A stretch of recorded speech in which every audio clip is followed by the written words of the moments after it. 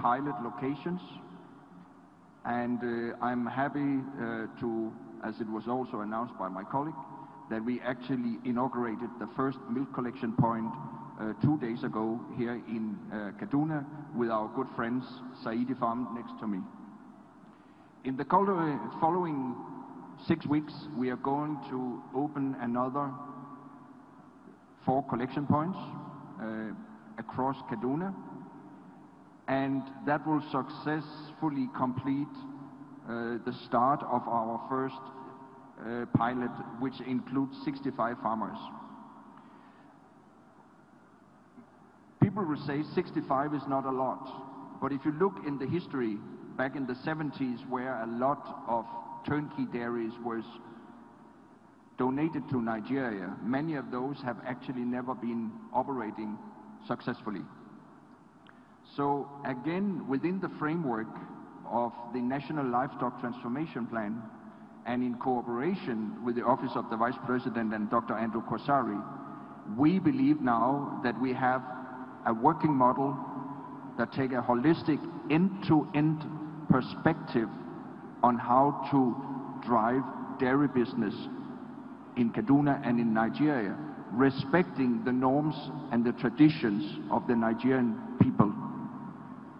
We should carry in mind that today we use on an annual basis what equals 1.8 billion kilo of milk. And if we want to bring the standard of nutrition of Nigerian people to the level recommended by the World Health Organization, this amount has to increase to around 4.3 billion kilo. This cannot just be done by piecemeal, small businesses. We have to have an end-to-end perspective that can be rolled out.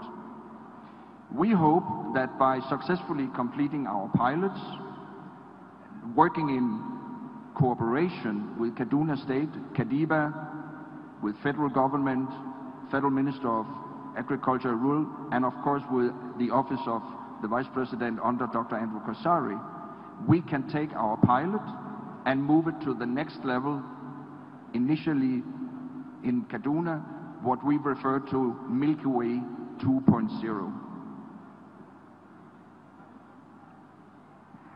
Thank you very much.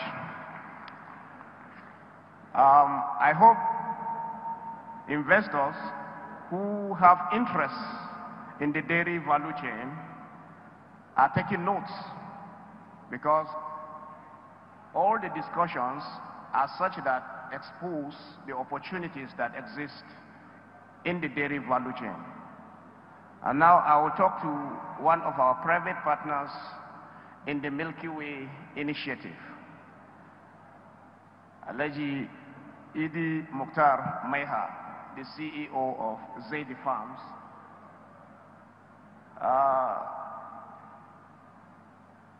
Sir, His Excellency the Deputy Governor-elect led a team of government officials along with a Danish team from Allah, led by His Excellency the Ambassador, to commission a modern milk parlor on your farm. Naturally, by our understanding, your farm is supposed to drive a dairy cluster around that community that will support herders to settle, but most importantly, get value for their milk. His Excellency, the Deputy Governor, in his speech, stated that this is the result of a perspective of His Excellency, the Governor, Malam Nasir El-Rufai, to the crisis which normally people see as a challenge, but we are turning it into an opportunity. What will you say? And what is your advice to other people that may want to key into this partnership and also run clusters as you have started?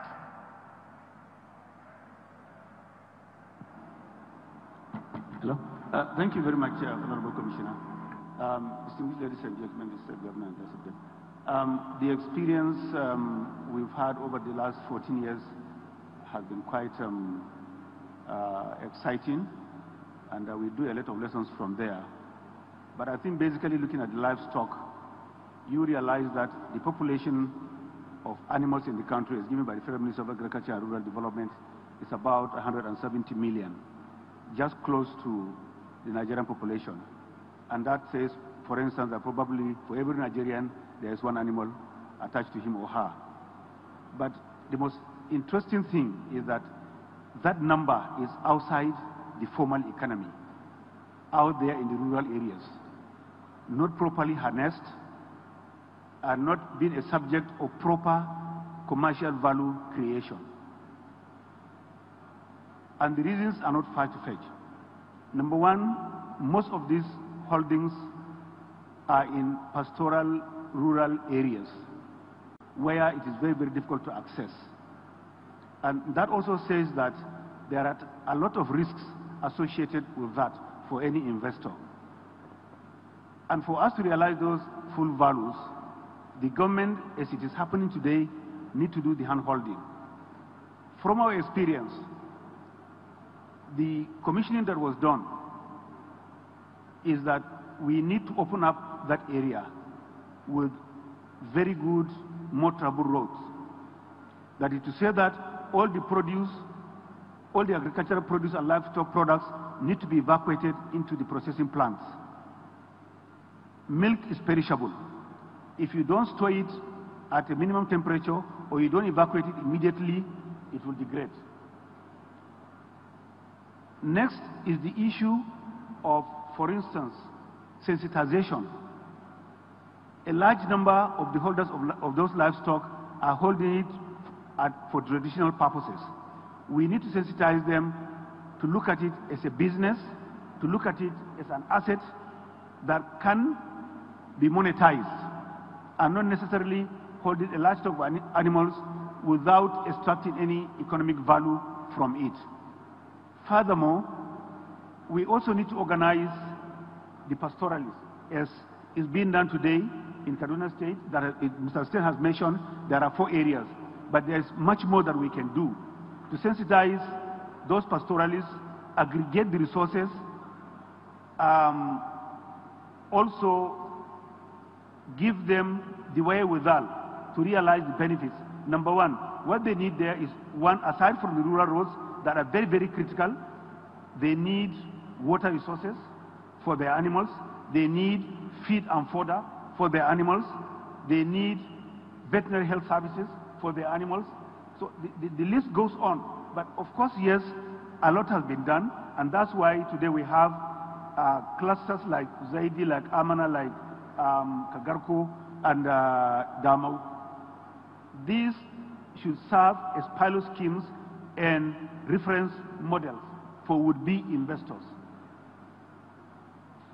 Next, we need positive public policies. And by positive public policies, what we mean here is creating the enabling environment to attract investors. For instance, like I said 2 days ago, if the rice template can be applied to livestock, you could see a lot of revolution there. For instance, if the federal government or even the state government could introduce fresh milk into the menu of the school feeding program, you could ignite some interest.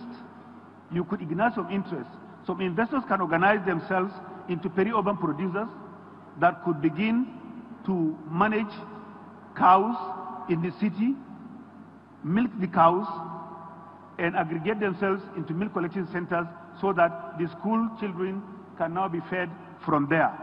So the list goes on. But I think the most important thing here again is to organize a forum of this nature where investors and practitioners could be brought together to exchange ideas, have business links, and then continue to drive the value out of the livestock sector.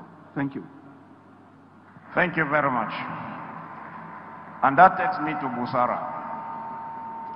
The last panelist said a substantial part of the livestock economy is informal. That can be said for virtually every aspect of agribusiness. But between 2015 and today, we have been able to establish up to 10,000 farmers cooperatives and then got them financially inclusive. From your experiences as behavioral economists, I know we've had discussions, you've been here for a while. What are the peculiarities, especially in terms of challenges, that you have seen in organizing smallholder farmers? Considering that clusterization has been proven to be the most veritable platform for growth and development for these smallholder farmers.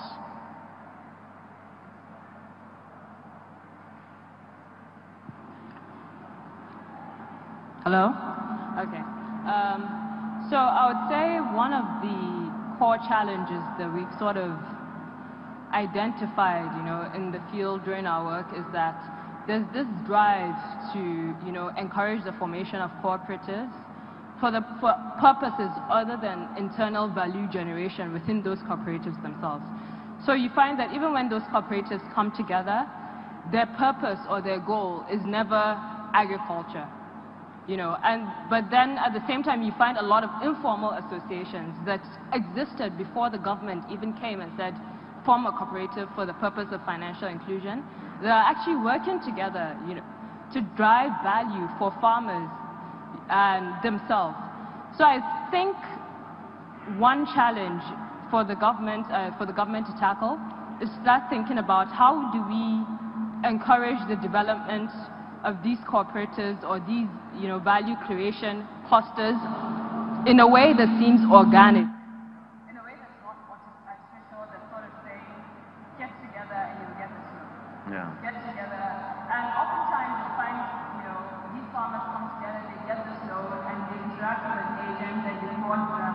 So there are a lot of issues within this space now that need to be addressed, and one of it is trust. You tend to find that,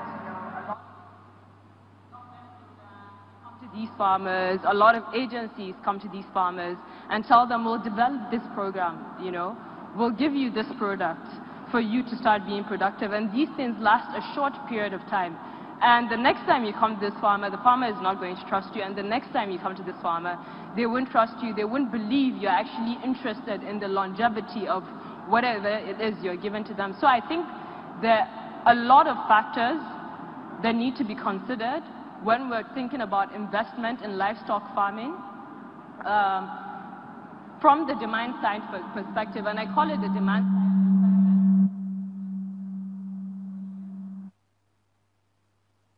because I call it the demand side perspective. When people think about demand, they think about it as, oh, produce something, get the consumer to buy. But the thing is, we need to start thinking of farmers as people that would actually demand our investment. As people that, as he said, are business owners and not beneficiaries. So I think there are a lot of challenges that we can't cover in 10 minutes, but one thing to think about is to start thinking about how do we make it organic for these farmers? How do we stop thinking about, making them form cooperatives, making them form clusters with an alternative agenda that sometimes they don't understand. They just know that they're getting money in the end. Thank you. Thank you very much. I'll come back to you, Mr. Steen. The proposed Damau household milk project.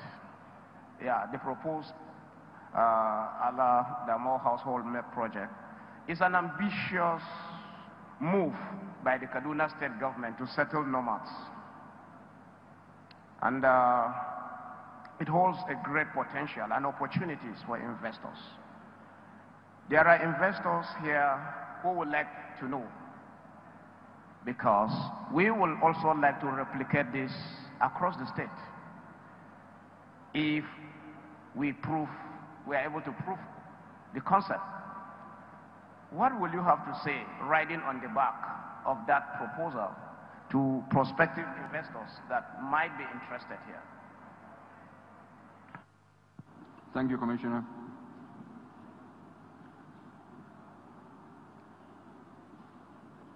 Damao is hopefully the first in a range of projects that will spread across the nation. As I said before we can actually take the first step beyond what we have done so far, it is to prove what we are doing is right. And my good friend here, Dr. Andrew Kosari, yesterday said, we are right now in the middle of the river, and now we need to decide, should we make it all the way to the right side, or is there too many risks and we need to go back? I think the conclusion was that we believe the right way is to move forward. Damao is an ambitious project. It will include up to 1,000 farmer families. And I think the important thing here is to understand this is not just a project about rehousing herdsmen, building a community and start farming milk. To investors, we need to understand this is an end-to-end value chain project. A community that will deliver milk to the level that we expect to come out of our pilot, that will generate between 15 and 18 million kilo of milk every year. Now the farmers, they have an expectation that if they produce the milk, somebody will be there to take their milk and bring it to the market. And that is why it's so important that we take the holistic perspective and also understand the complexity in processing the milk, logistic, how to keep it cool, bringing it to the market, and not least to explain and convince Nigerian consumer that milk produced in Nigeria is at the same quality that can be imported.